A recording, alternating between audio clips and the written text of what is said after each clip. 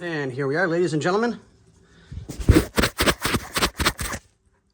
Oh, that's better. Okay, so finally, we're getting to some bolts that are kind of coming off easy.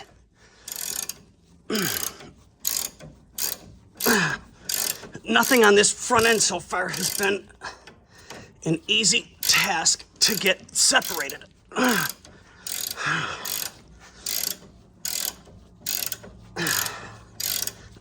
It's one of the reasons why I hate salt air. Even when I used to live in Florida, I'd get the cars that needed work, and of course we work on them, we get them all taken care of. But it plays such a havoc on the cars and on you as a person to try and undo some of this type of stuff. Because it takes so much to undo them. Now to undo the big one.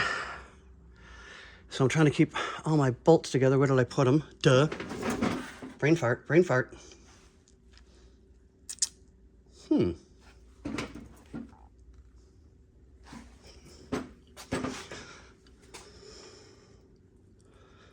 Okay, where did I put them down? 1, 2, got them, right? This is the third.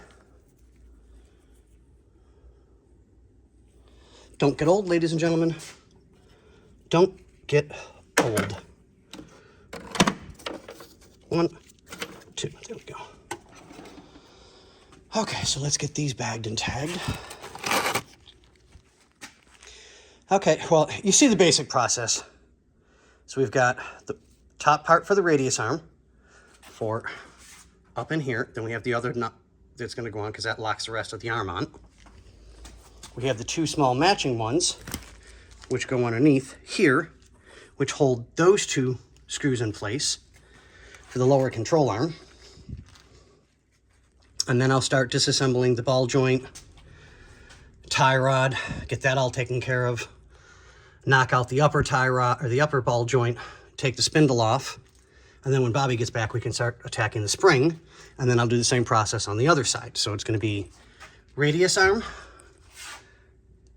outer tie rod, lower ball joint, upper ball joint, and then wait for Bobby to come help with the spring.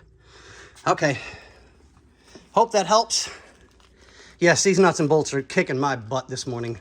Well, afternoon at this point. All right, guys, we'll let you go. Bye.